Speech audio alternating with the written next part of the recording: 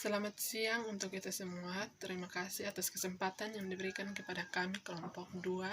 Di sini saya atas nama Emerlinda Melda Metkono akan membahas tentang apa itu hipotesis. Jadi, hipotesis adalah pernyataan sementara, jawaban sementara, atau dugaan yang belum pasti. Selamat sore untuk semua. Perkenalkan, nama saya Dini Mulbika, NPM 33190065. Pada kesempatan ini, saya akan menjelaskan tentang fungsi hipotesis menurut para ahli dan mengapa hipotesis ini diperlukan dalam sebuah penelitian. Yang pertama itu menurut Nasution. Menurut Bapak Nasution ini, tujuan dari penggunaan hipotesis adalah untuk menguji kebenaran suatu teori. Yang kedua itu memberikan gagasan baru untuk mengembangkan suatu teori, dan yang ketiga itu memperluas pengetahuan peneliti mengenai suatu gejala yang akan sedang dipelajari atau suatu persoalan masalah yang akan dihadapi. Yang kedua itu mengapa hipotesis ini diperlukan dalam sebuah penelitian. Hipotesis ini diperlukan dalam sebuah penelitian karena dia ini berfungsi sebagai kerangka kerja bagi peneliti untuk memberikan arah kerja dan mempermudah penyusunan dalam laporan penelitian. Baik, mungkin ini adalah penjelasan dari saya. Sekian dan terima kasih. Jadi baik, selamat pagi untuk kita semua. Perkenalkan, nama saya Sitri Arililio Anak, NPM 33190059. Di sini saya akan menjelaskan lebih lanjut mengenai macam-macam hipotesis. Ya, jadi baik, macam-macam hipotesis itu terdiri atas 5 bagian.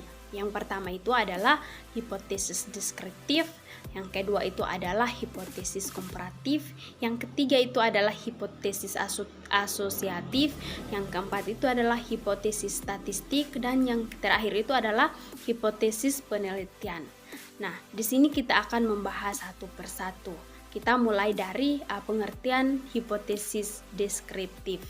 Jadi, pengertian dari hipotesis deskriptif itu merupakan suatu jawaban yang bersifat sementara pada suatu masalah deskriptif atau suatu masalah penelitian, yakni yang memiliki hubungan suatu variabel atau variabel mandiri. Nah, yang berikut itu adalah hipotesis komparatif, di mana dapat diartikan bahwa hipotesis komparatif ini dugaan terhadap perbandingan nilai 2 sampel atau lebih. Dalam hal ini bahwa hipotesis komparatif ini ada berbagai macam-macam, yakni komparatif perbandingan 2 sampel, atau yang kedua itu adalah perbandingan 2 sampel atau lebih dari 2 sampel.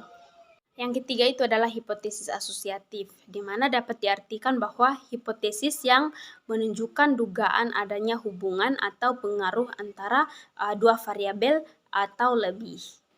Nah, yang berikut itu adalah pengertian dari hipotesis statistik.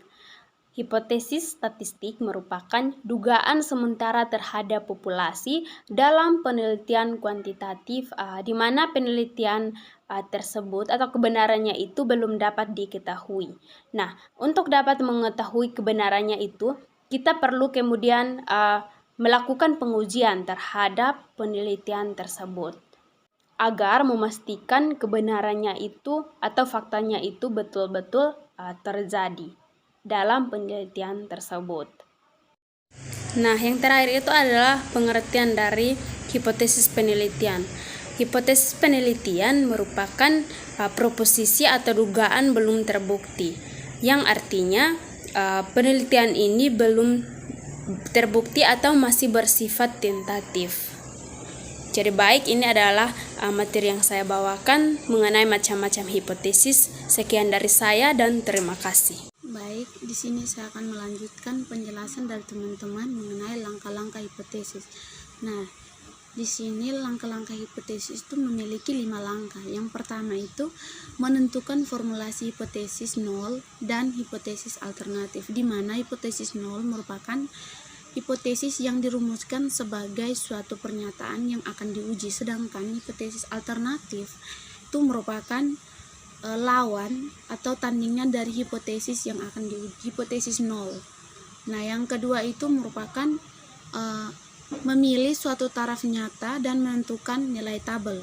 Nah, di mana taraf nyata adalah besarnya batas toleransi dalam menerima kesalahan hasil hipotesis terhadap nilai parameter populasinya. Yang ketiga itu membuat kriteria pengujian berupa penerimaan dan penolakan. Penolakan pengujian kriteria. Nah, pengujian kriteria merupakan bentuk pembuatan keputusan dalam menerima atau menolak hipotesis dengan cara membandingkan nilai A tabel distribusinya. Yang keempat itu melakukan uji statistik, di mana uji statistik merupakan rumus-rumus yang berhubungan dengan distribusi tertentu dalam pengujian hipotesis. Yang kelima, membuat kesimpulan dalam hal penerimaan dan penolakan, di mana kesimpulan merupakan penetapan keputusan dalam hal penerimaan atau penolakan hipotesis nol yang sesuai dengan kriteria. Pembuatan kesimpulan dilakukan setelah membandingkan nilai uji statistik dengan nilai A tabel atau nilai kritis.